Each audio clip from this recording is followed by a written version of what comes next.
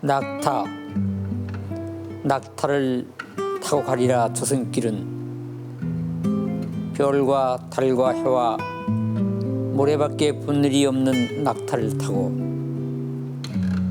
세상사 물으면 짐짓 아무것도 못 본 채 손저어 대답하면서 슬픔도 아픔도 까맣게 잊었다는 듯 누군가 있어 다시 세상에 나가란다면 낙타가 되어 가겠다 대답하리라.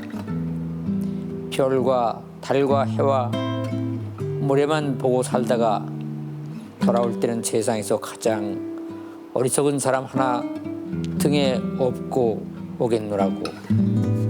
무슨 재미로 세상을 살았는지도 모르는 가장 가엾은 사람 하나 골라 길동무 되어서.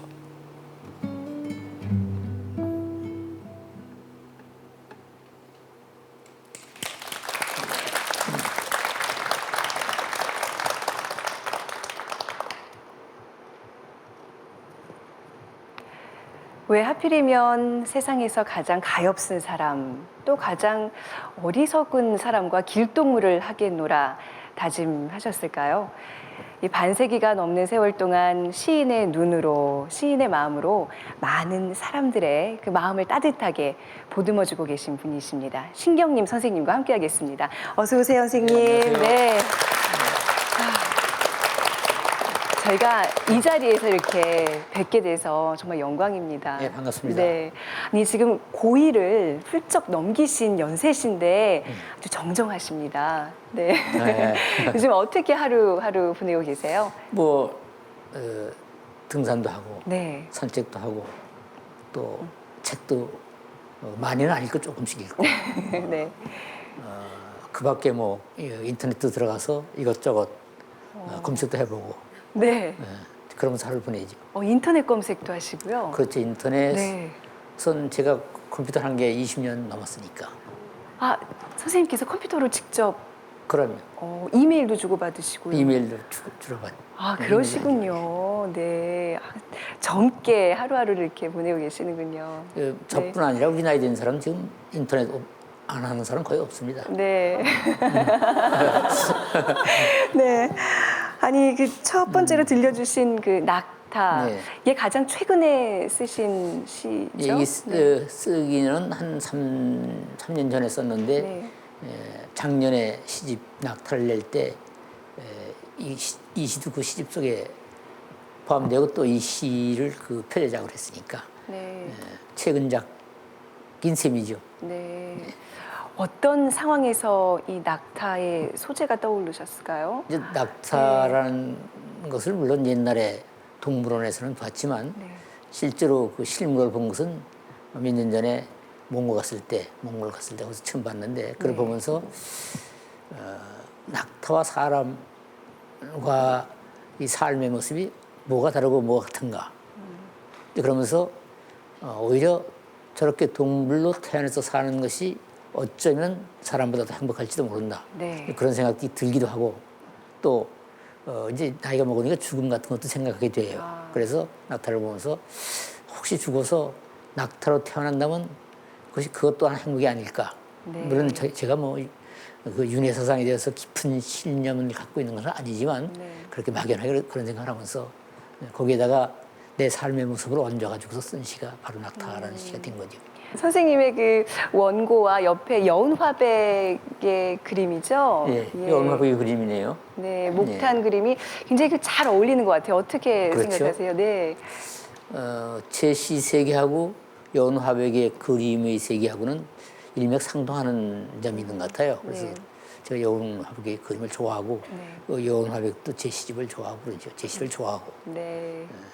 이렇게 두 분의 작품을 이렇게 걸어놓으니까 마치 그 시화전에 와 네. 있는 그런 느낌 좀 드는 것 같은데요.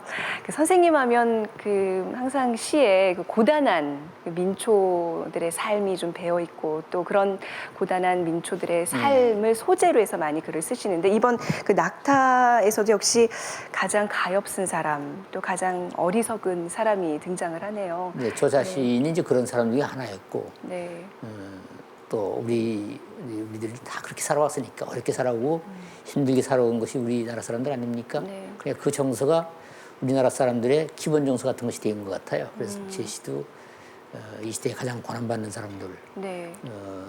약한 사람들, 힘없는 사람들, 그러한 사람들의 정서 같은 것이 저절로 나타나게 되는 것이 아닌가 그런 생각을 하죠.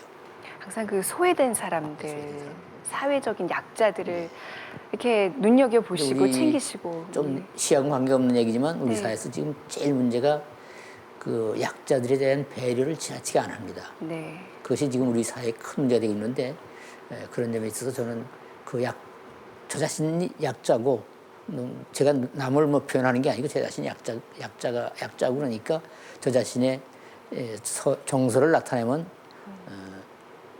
우리 사회에서도 좋은 일을 할 수 있는 길이 있지 않을까 그런 생각을 하는 거죠. 네.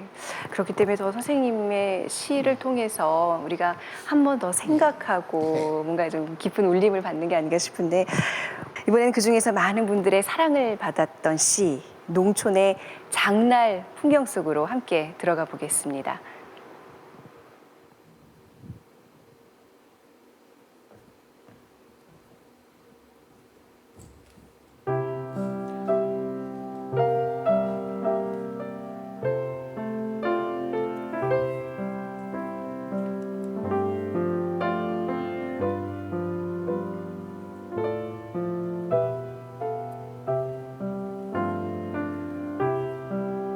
파장 신경림.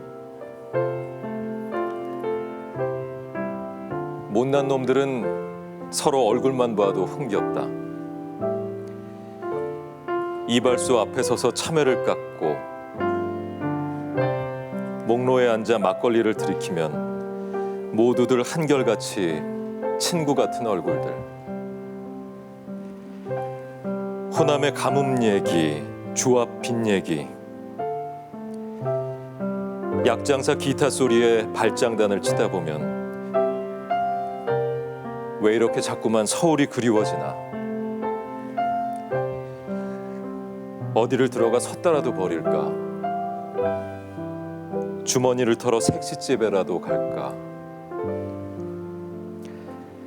학교 마당에들 모여 소주에 오징어를 찢다. 어느새 긴 여름해도 저물어. 고무신 한 켤레 또는 조기 한 마리를 들고 달이 환한 마찻길을 절뚝이는 파장.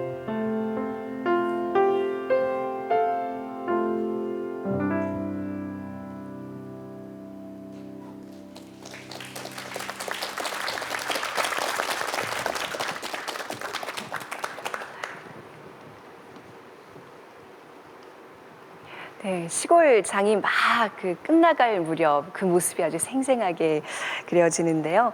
이상협 아나운서의 낭독으로 들으셨습니다. 이렇게 선생님 앞에서 직접 낭독을 하시니까 이상협 아나운서 어떠셨어요?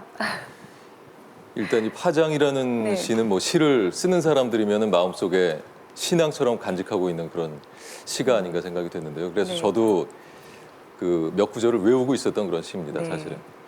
그 취미로 지금 시를 쓰고 있는데요. 네. 그래서 외우고 있었고 또 늘 마음속에서 어떤 시의 원형지를 생각할 때 이 시를 마음속에 이렇게 담아두고 있었는데 오늘 그 선생님 앞에서 또 이런 시를 네. 제가 읽게 돼서 예. 정말 뭐 그 방송을 하는 많은 기회들이 있었는데요. 오늘 네. 정말 영광인 것 같습니다. 그렇죠. 예. 예, 저 같으면 떨려서 못했을 것 같은데 아주 멋지게 낭독을 해주셨어요. 예. 굉장히 잘 읽고 네.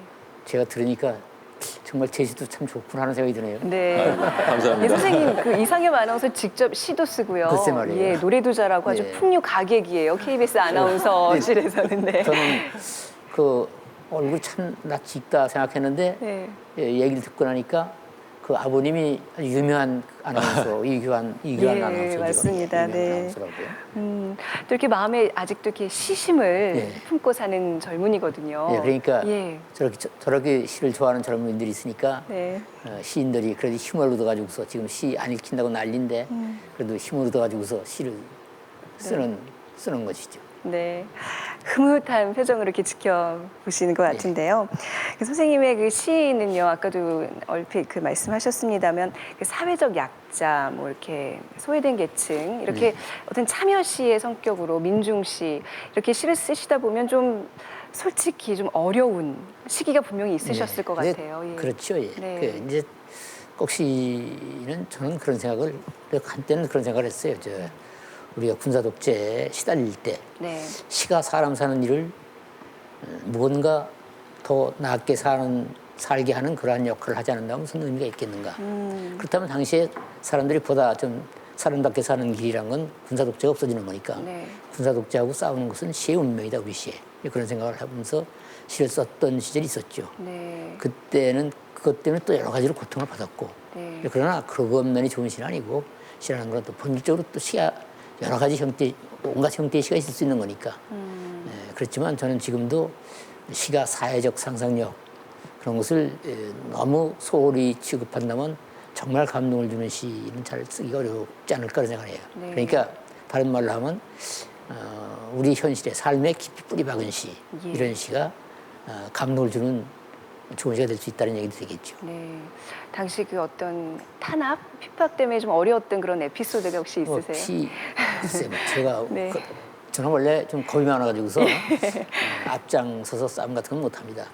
누가 데모하자고 그러면 뒷전에서 우물우물하고 또 기운이 없어가지고서 돌을 옛날 돌 던지고 그랬지 않습니까? 예. 그럼 돌이 데모하는 우리 동기들 뒤통수 가서 때려요. 그러니까 후배들이 좀 제발 좀 아이고, 어떡해요. 돌 네. 던지지 말고 가만히 서 계시오. 그랬더니 그런데 네. 여하간 저는 그렇게 그럼에도 불구하고 네. 여하간 별로 한 일도 없는데 박정희 시절은 물론이고 전두환 노태우 시절까지도 여권을 안 내줬어요, 우리가 나한테. 아. 그래서 애국을 한 번도 못 나가봤습니다. 아, 그러셨어요. 그러다가 예. 문민정부 쓰면서 여권을 내줘가지고 애국 구경하는데 네. 질량 불변의 법칙이랑 있는가 봐요. 네. 그러니까 옛날에 못 다닌 것만큼 다 한꺼번에 다녀가지고서 그 뒤에 거의 100번 가깝게 애국을 다녀왔습니다. 네. 그 시는 좋은 사람과 같이 뒹굴고 또 피와 눈물을 나눠야지 생산되는 게 시라고 그렇죠. 언젠가 그런 네. 말씀을 해주셨는데 그래서 오늘 이렇게 좋은 분들이 많이 함께하고 계십니다. 네. 예, 오늘 특히 이제 방청석에서 우리 선생님의 시를 정말 아끼는 분들이 직접 좀 낭독을 해주신다고 하는데요. 저희가 잔잔한 박수로 청해 듣도록 하겠습니다.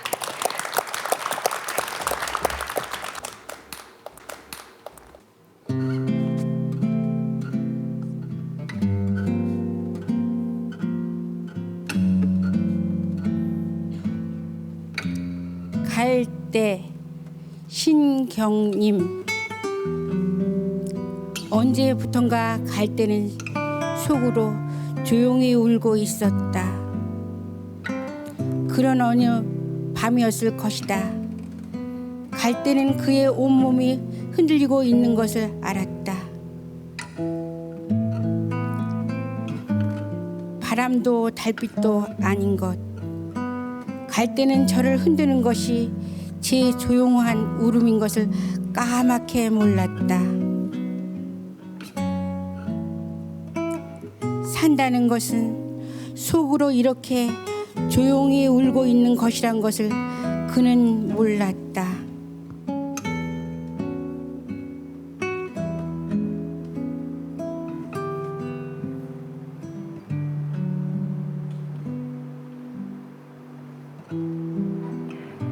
산다는 것은 속으로 이렇게 조용히 울고 있는 것이라는 것을 그는 몰랐다. 시인은 이 세상을 또 삶을 이렇게 깊이 들여다보고 있습니다. 또 한때는 대포집에서 만난 가난한 청춘을 위해서 아름다운 사랑의 헌시로 어깨를 토닥여 주었습니다.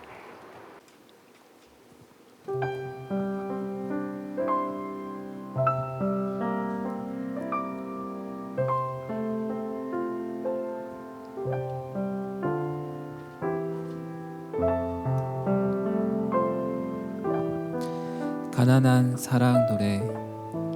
이웃의 한 젊은이를 위하여 신경림.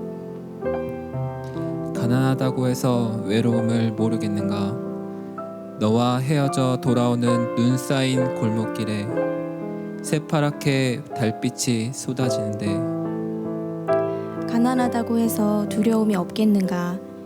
두 점을 치는 소리, 방범대원의 호각 소리, 메밀묵 사료 소리에 눈을 뜨면 멀리 육중한 기계 굴러가는 소리. 가난하다고 해서 그리움을 버렸겠는가. 어머님 보고 싶소 수없이 내어보지만 집 뒤 감나무에 까치밥으로 하나 남았을 새빨간 감 바람 소리도 그려보지만 가난하다고 해서 사랑을 모르겠는가. 내 볼에 와 닿던 내 입술의 뜨거움. 사랑한다고 사랑한다고 속삭이던 내 숨결. 돌아서는 내 등 뒤에 터지던 내 울음. 가난하다고 해서 왜 모르겠는가. 가난하기 때문에 이것들을 이 모든 것들을 버려야 한다는 것을.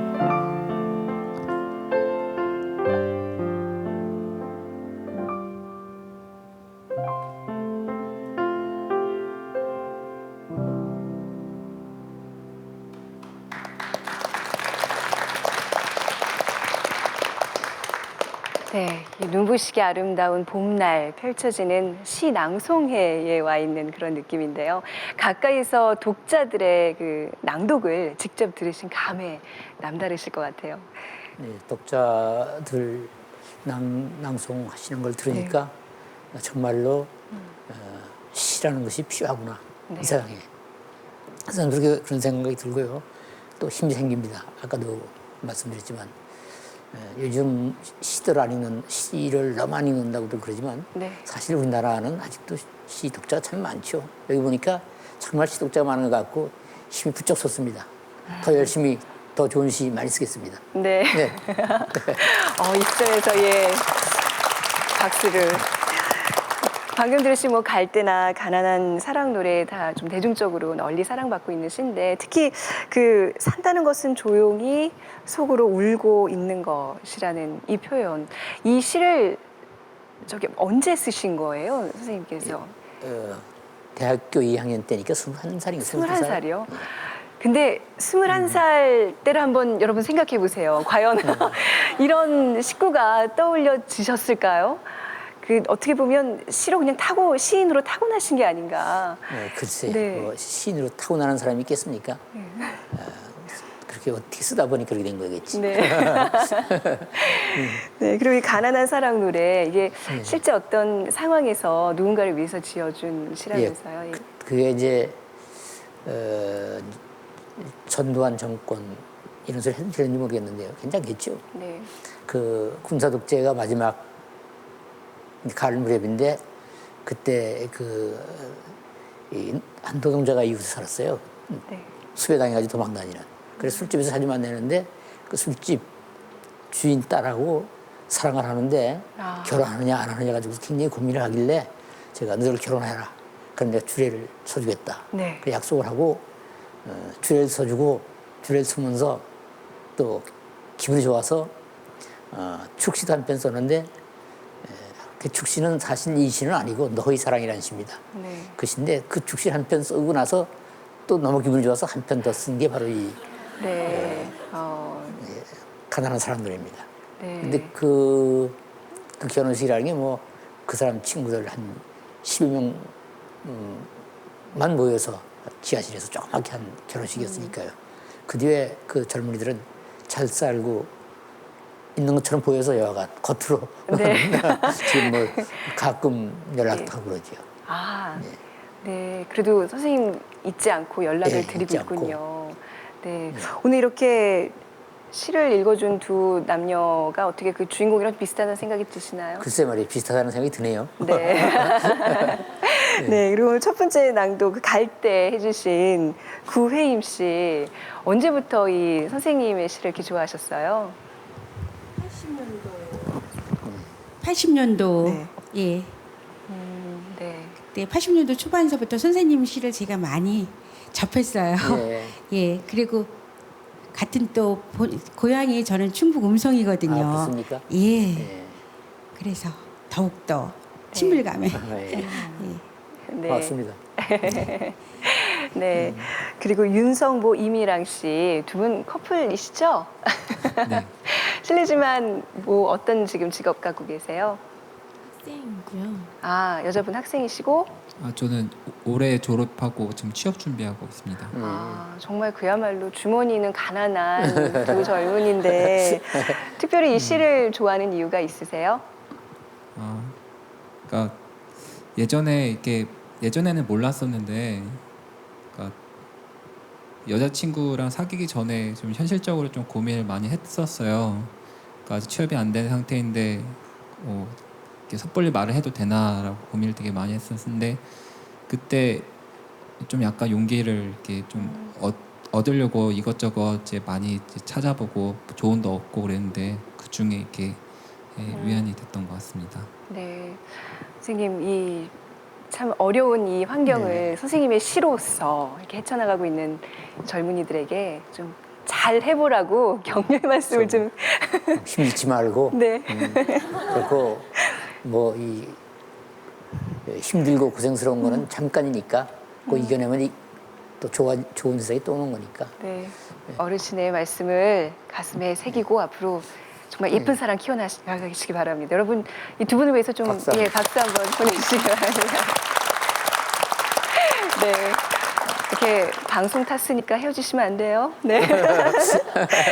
참 이렇게 뭐 취업이 안 되고 삶이 고단하고 하더라도 시로서 위로받는 사람들이 참 많다는 생각이 오늘 또 드네요. 그러네요. 그게 예, 바로 그러네요. 시의 힘이겠죠, 선생님? 그렇죠. 예. 네. 시 쓰는 사람들이 또 보람을 그런 데서 느낄 수도 있겠죠. 네. 사람은 누구나 태어나면서 다 그 시심을 지니고 태어나는데 어느 순간 나한테도 시심이 있었나라는 생각이 들 정도로 다 잊고 살아요. 네, 근데 그렇죠. 어떻게 하면 그 정말 희미하게 남아있는 시심, 그 선생님과 같은 눈과 마음을 닮을 수 있게 좀 키워나갈 수 있는지 좀 한 말씀 부탁드릴게요. 글쎄요, 뭐 네. 좋은 시를 찾아서 읽는 수밖에 없죠. 네. 그리고 시는 읽으면 자꾸 읽게 되고 안 읽으면 아주 안 읽게 됩니다. 그러니까 참 가깝게 친해져야 됩니다. 시하고 뭐 요즘은 뭐하고 놀자 그런 게 유행인데 시하고 놀자 하는 생각으로 시하고 좀 놀아주십시오, 여러분. 그냥 뭐 시를 네.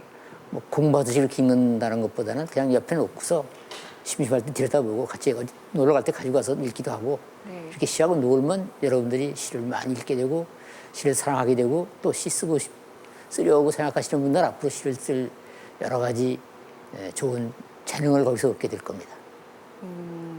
맞아요. 시를 통해서 끊임없이 다른 사람에 대한 관심을 또 그렇죠. 키워나갈 예. 수 있고, 예. 그렇죠. 시를 통해서 예. 이웃에 대한 관심을 갖게 되기도 하고 또 사물에 대해서도 더 깊은 애정, 관심 네. 이런 것을 갖게 되고 네. 그러니까 참 시를 읽는다는 것은 세상을 새롭게 보게 만드는 거죠.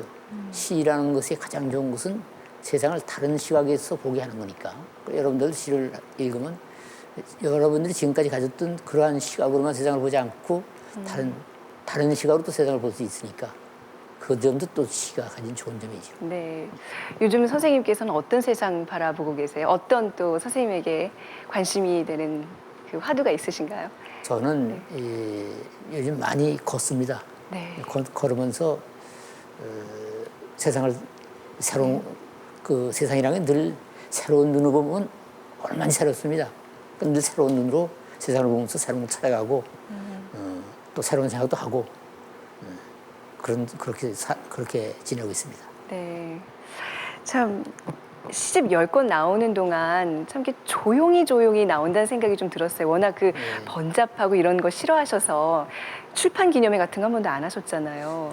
저는 출판 기념회를 해본 일은 없습니다. 예. 그건 우선 남을 귀찮게 하는 게 싫어가지고서 네. 안 하고 또 저 자신도 귀찮고 네. 출판 기념회 해가지고 뭐 축사하고 뭐 누구 불러서 축사하고 그러면 번거롭고 그래서 네. 안 하죠. 근데 오늘 어떠셨어요? 이런 분위기 좀 좋지 않나요? 이런 분위기는 선생님? 좋죠. 그러나 네. 이건 뭐 출판 기념회가 아니니까 네, 아니 다음에 시집 나오시면 이런 분위기로 한번 출판 기념회도 갖고 또 이런 좋은 말씀 좀 듣는 기회. 이런 가지면 분위기로 어떨까요? 그러면 예. 괜찮겠죠. 아, 그러면 예. 다음 시집 내실 때도 꼭 이 자리에 함께해 주시는 거죠? 예, 그렇게 네. 했습니다. 자, 오늘 끝으로 낭독 한 편 더 청해 듣고 싶은데 어떤 시 들려주실 건가요? 어머니와 할머니의 실루엣을 한번 읽을까 하는데요. 그 시는 이제 말하자면 저 자신의 어떤 자화상이라고 그럴까? 네.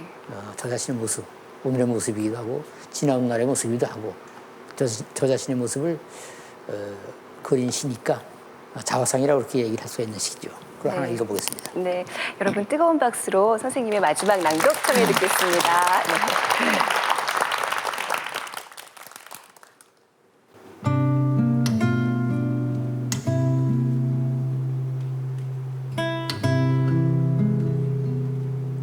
어머니와 할머니의 실루엣. 어려서 나는 램프불 밑에서 자랐다. 밤중에 눈을 뜨고 내가 보는 것은 재봉틀을 돌리는 젊은 어머니와 실을 감는 주름진 할머니뿐이었다. 나는 그것이 세상의 전부라고 믿었다. 조금 자라서는 칸데라불 밑에서 놀았다. 밖은 칠흑 같은 어둠, 지익지익 소리로 새파란 불꽃을 뿜는 불은 주정하는 험상궂은 금정꾼들과 샘이 늦는다고 몰려와 생떼를 쓰는 그 아내들의 모습만 도둠새겼다. 소년 시절은 전등불 밑에서 보냈다. 가설극장의 화려한 간판과 가게방의 휘황한 불빛을 보면서 나는 세상이 넓다고 알았다. 그리고 나는 대처로 나왔다. 이것저것 떠도는 즐거움도 알았다. 바다를 건너 먼 세상으로 나라도 갔다. 많은 것을 보고 많은 것을 들었다. 하지만 멀리 다닐수록 많이 보고 들을수록 이상하게도 내 시야는 차츰 좁아져 내 망막에는 마침내 재봉틀을 돌리는 젊은 어머니와 실을 감는 주름진 할머니의 실루엣만 남았다. 내게는 다시 이것이 세상의 전부가 되었다.